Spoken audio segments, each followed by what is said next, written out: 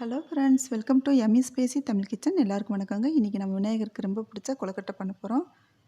Sweet கொழுக்கட்டை. வாங்க வீடியோக்குள்ளே போகலாம். இந்த வீடியோக்குள்ளே ஸ்கிப் பண்ணாமல் பாருங்கள், லாஸ்ட் வரைக்கும். 2 வகையான கொழுக்கட்டை பண்ண போகிறோங்க. 200 மில்லி அரிசி ஊற வச்சு வடிகட்டி வச்சுருக்கோம். மண்டவெல்லம் தேவையான அளவுக்கு எடுத்துக்கோங்க. தேங்காய் தூள் எடுத்துக்கோங்க. எள்ளு எடுத்துக்கோங்க. ஏலக்காய் பொடி எடுத்துக்கோங்க. இந்த மாதிரி அரைச்சி எடுத்துக்கோங்க. ஒரு மிக்ஸி ஜாரில் போட்டுட்டு அந்த அரிசியில் பாதி அரிசி நம்ம இதில் அரைச்சி எடுத்துருக்கோங்க. இன்னும் பாதி அரிசி இருக்குது இன்னொரு கொழுக்கட்டை செய்கிறதுக்கு. இப்போ ஒரு பாத்திரத்தில் போட்டு நல்லா வறுத்து எடுத்துக்கோங்க. இது கலர் மாறக்கூடாது, ஆனால் பொழு பொழுன்னு வரணும், அந்தளவுக்கு நீங்கள் வறுத்து எடுத்துக்கோங்க. நல்லா கலந்து விட்டுகிட்டே இருக்கணும், இல்லைன்னா ஒரு பக்கம் கலர் மாறிடும். பாருங்கள், இன்னும் கொஞ்சம் வறுக்கணும். ஆனால் இப்போ எள்ளு பொரித்து எடுத்துக்கலாங்க. அந்த மாவு ரெடி ஆயிடுச்சு. எள்ளு சடசடன்னு பொரியிறது வரைக்கும் பொரிய விடணும்.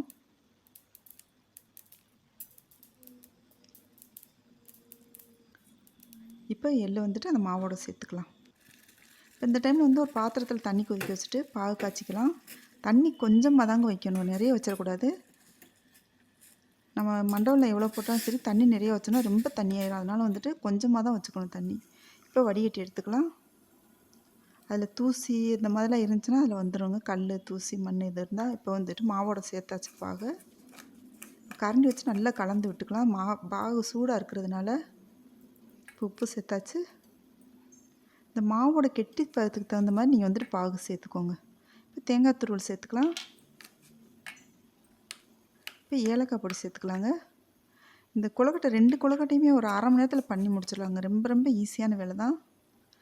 இப்போ இந்த மாவில் இன்னும் கொஞ்சம் பாகு சேர்த்தாச்சு. இந்த மாதிரி இருக்க தான் கரெக்டான பக்குவம். இப்போ தான் இந்த மாதிரி உதிரி உதிரியாக தான் தெரியும், ஆனால் நம்ம பிடிச்சோம்னா கரெக்டாக பிடி கொழுக்கட்டை கரெக்டாக வருவாங்க.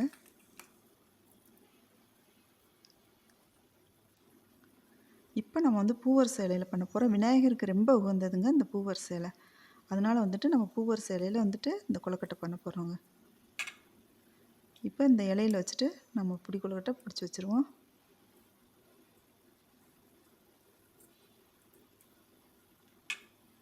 இதே மாதிரி நம்ம எல்லாமே ரெடி பண்ணிக்கலாங்க. இப்போ சட்டியில் வச்சாச்சு.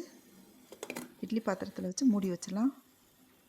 வேகுதானே அடியில் பார்த்துக்கலாம், இன்னும் கொஞ்சம் வேகணும். இந்த இலை நல்லா கலர் மாதிரி இருக்கணுங்க. இப்போ ரெடி ஆயிடுச்சு. இன்னொரு பாத்திரத்துக்கு மாற்றிக்கலாம். இப்போ ரெடி ஆயிடுச்சுங்க. நம்ம இன்னொரு கொழுக்கட்டைக்கு இந்த மாவு அரைச்சி ஒன்றா சேர்த்துக்கலாம். இந்த மாவு வறுக்க வேண்டாங்க. இது பச்சையாக தான் போடணும். கொஞ்சமாக தண்ணி சேர்த்துக்கலாம். இது தண்ணி சேர்த்து சேர்த்து பிசையணுங்க. தண்ணி அதிகமாகிடக்கூடாது. இப்படி அதிகமானாலுமே மாவு இழுத்துரும். கொஞ்சம் கொஞ்சமாக ஊற்றி பிசைஞ்சுக்கலாம். அந்த மாதிரி நீங்கள் கொழுக்கட்டை செஞ்சு பாருங்கள். அவ்வளோ ஒரு சாஃப்டாக, அவ்வளோ ஒரு நல்லா இருக்கும் கொழுக்கட்டை. இப்போ கடலைப்பருப்பு வேக வச்சு வச்சுருக்கோம். இதை நல்லா மசிச்சு தூள் மாதிரி எடுத்துக்கலாம்.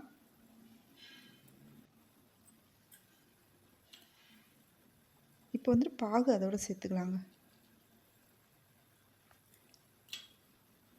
இப்போ தேங்காய் துருவல் சேர்த்துக்கலாம். இப்போ உப்பு சேர்த்தாச்சுங்க. இது பூரண கொழுக்கட்டை பண்ண போகிறோங்க. இப்போ ஒரு கரண்டி வச்சுட்டு நல்லா கலந்து விட்டுக்கோங்க. இது எல்லாமே கலந்து வர மாதிரி நல்லா கலந்து விட்டுக்கலாம்.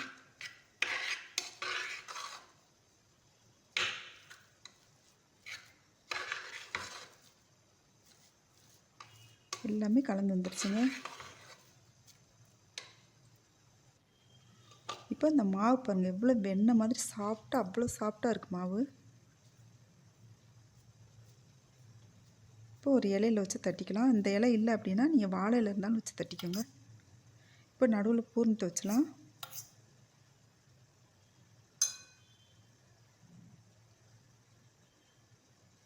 வச்சு கையில் அப்படியே அமுக்கி பிடிச்சிடலாங்க.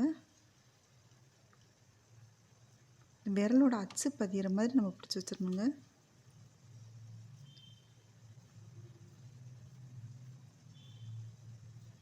இதே மாதிரியே நம்ம எல்லாத்தையுமே பண்ணி எடுத்துக்கலாம்.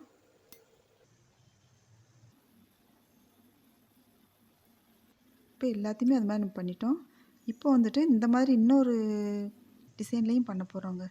இந்த மாதிரி ரவுண்டாக தட்டிட்டு நடுவில் பூர்ணம் வச்சுட்டு இந்த மாதிரி பிடிச்சி வச்சோன்னா இதுவுமே நல்லா இருக்குங்க.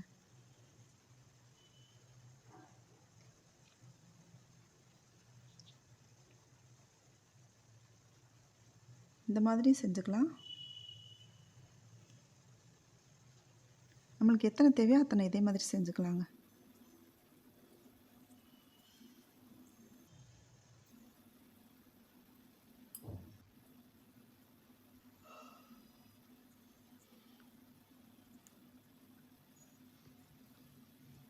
கொழுக்கட்டை வந்துட்டு ரொம்ப ரொம்ப ஈஸியான முறையில் அரை மணி நேரத்தில் செஞ்சு முடிச்சிடலாங்க. இந்த 2 கொழுக்கட்டையுமே ரொம்ப ரொம்ப ஈஸியாக இருக்குங்க செய்கிறதுக்கு.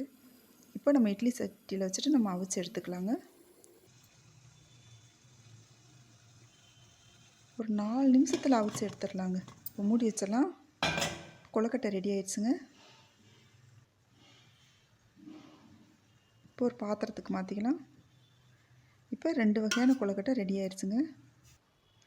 இந்த ரெசிபி உங்களுக்கு பிடிச்சிருந்துச்சுன்னா நம்ம சேனல் இது வரைக்கும் நீங்கள் சப்ஸ்கிரைப் பண்ணலாம், சப்ஸ்கிரைப் பண்ணிக்கோங்க. பெல் ஐக்கானை கிளிக் பண்ணிக்கோங்க. ஃப்ரெண்ட்ஸ்க்கு ஷேர் பண்ணுங்கள், லைக் பண்ணுங்கள். எப்படி இருந்துச்சுன்னு கமெண்ட் பண்ணுங்கள். தேங்க்யூ.